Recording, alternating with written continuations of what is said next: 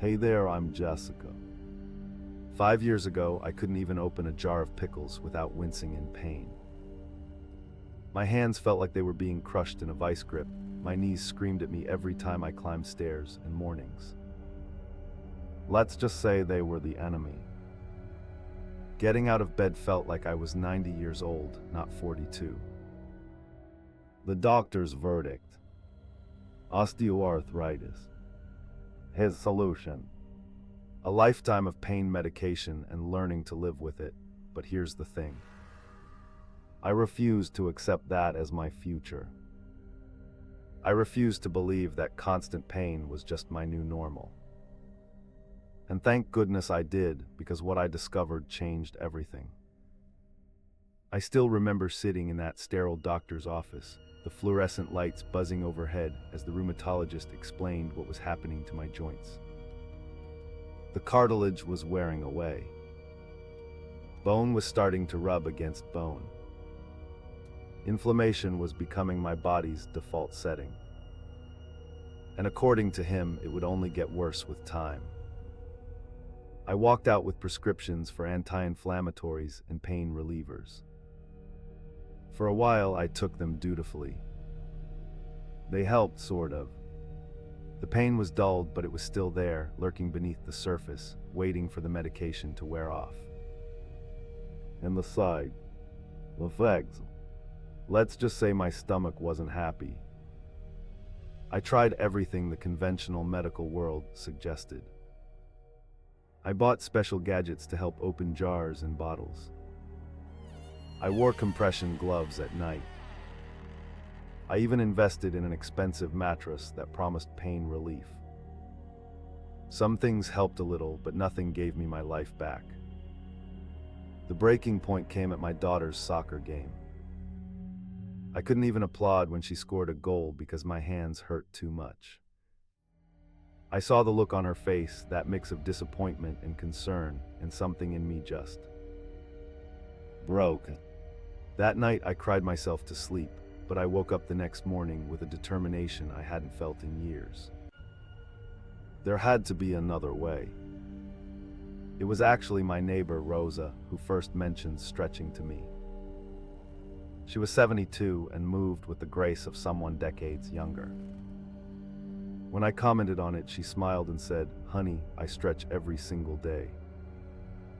Have for 30 years. At first, I was skeptical. How could something as simple as stretching help when expensive medications barely took the edge off?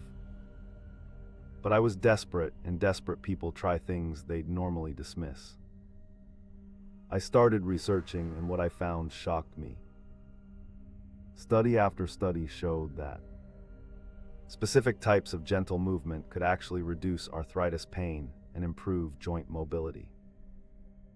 Not just mask the symptoms, but actually improve the condition itself. One particular study from the Arthritis Foundation showed that people who did regular, gentle stretching reported up to 40% less pain after just 8 weeks. But here's what really caught my attention. These weren't high-intensity workouts. They weren't about building muscle or burning calories. They were gentle, intentional movements designed specifically for people with joint pain. So I decided to give it a shot. What did I have to lose, right?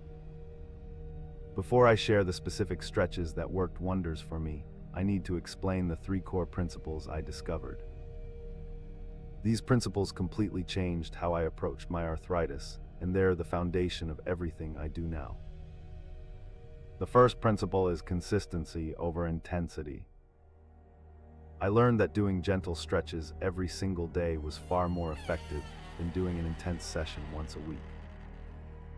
It's like watering a plant. A little bit every day helps it thrive, while drowning it once a week just causes damage. The second principle is mindful movement. This isn't about forcing your body into positions it resists. It's about moving slowly, breathing deeply, and really paying attention to how each movement feels. When I started approaching stretching this way, as a conversation with my body rather than a command, everything changed. The The third principle is progressive adaptation. I started with extremely gentle movements that caused zero pain, and gradually, over weeks and months, increased the range of motion as my joints became more comfortable. This patient approach allowed my body to heal and adapt without triggering more inflammation. These principles might sound simple, but they're powerful. And they're often missing from the typical advice given to arthritis sufferers. The first big change I made was creating a morning stretching ritual. This wasn't about pushing through pain, quite the opposite. It was about gently waking up my joints and preparing them for the day ahead. I'd start by lying in bed and doing what I call the gentle awakening.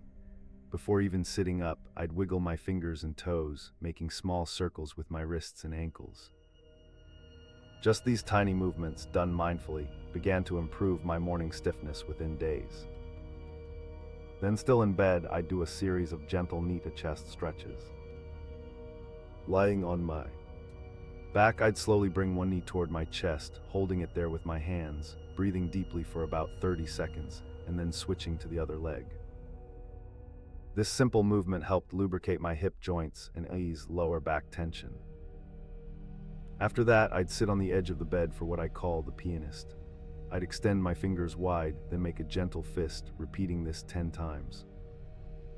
Then I'd pretend to play a piano in the air, focusing on smooth, deliberate movements rather than speed.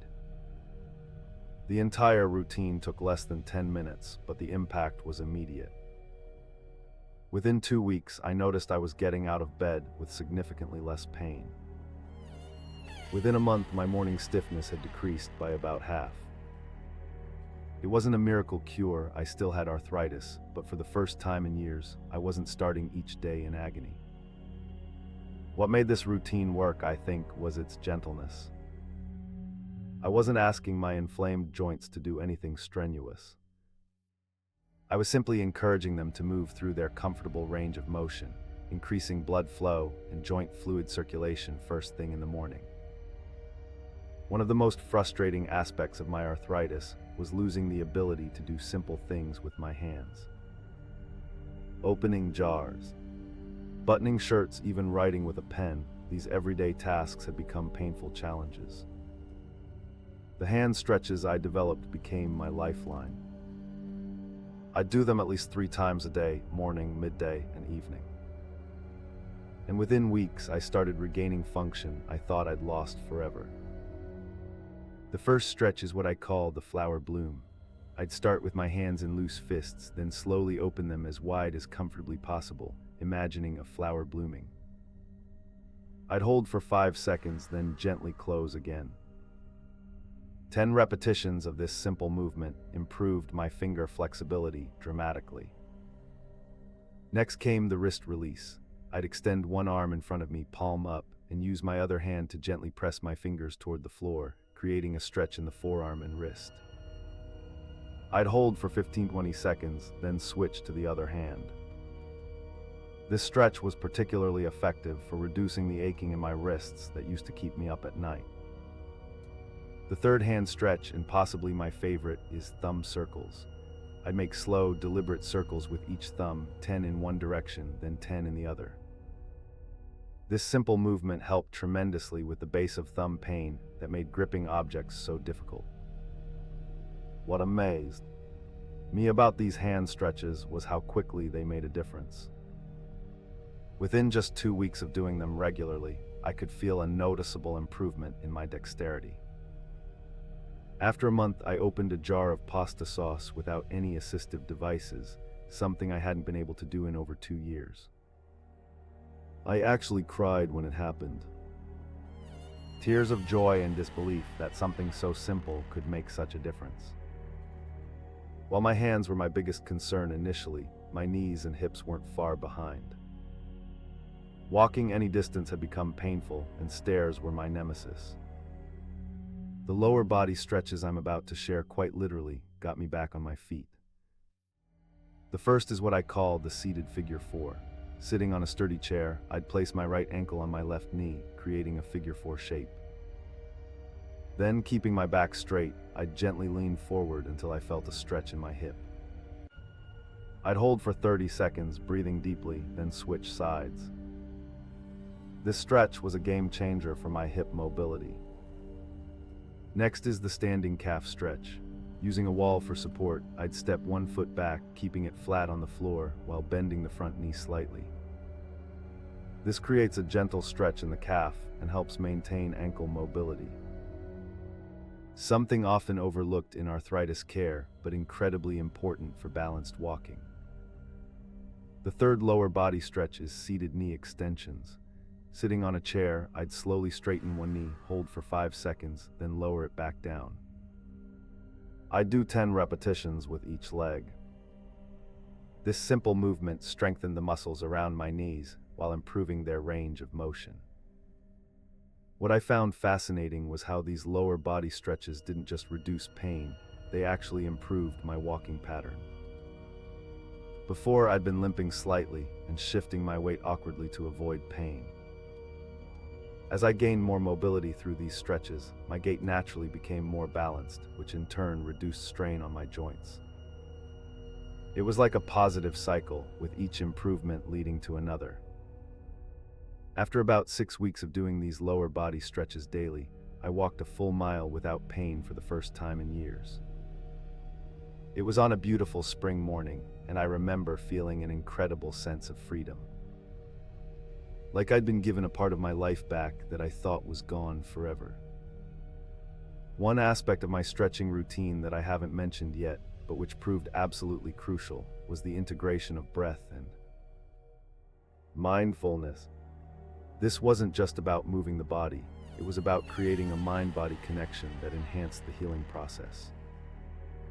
With every stretch, I focused on breathing deeply and slowly. Inhaling for a count of 4, exhaling for a count of 6.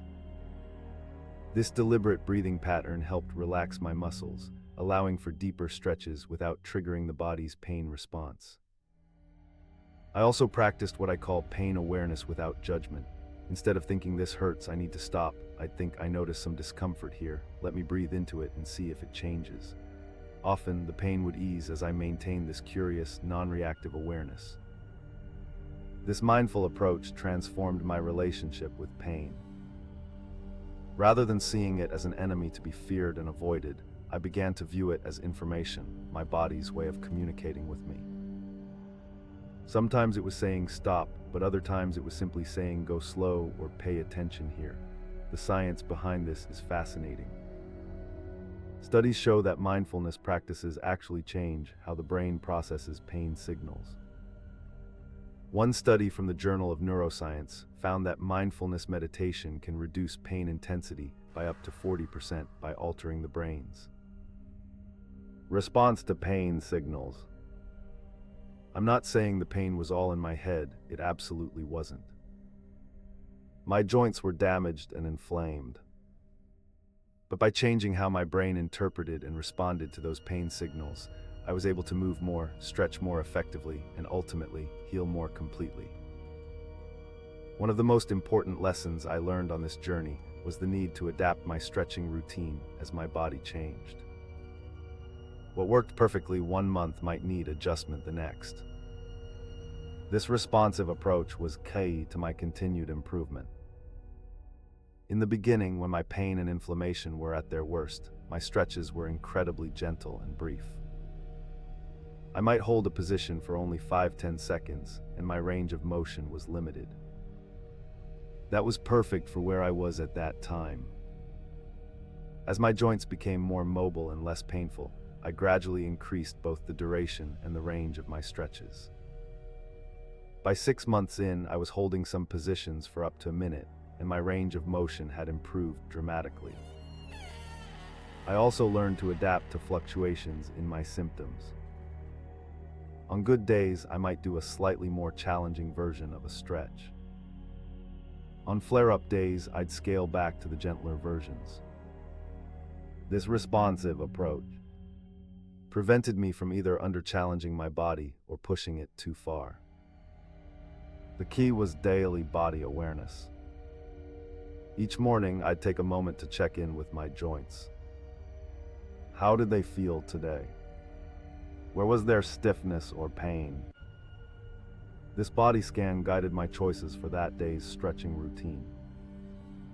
This adaptive approach taught me something profound: healing isn't linear. There were setbacks along the way, days when the pain was worse, times when progress seemed to stall.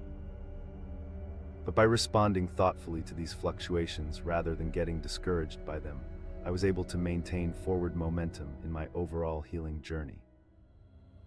While reducing pain was my initial goal with stretching, I soon discovered that the benefits extended far beyond pain relief.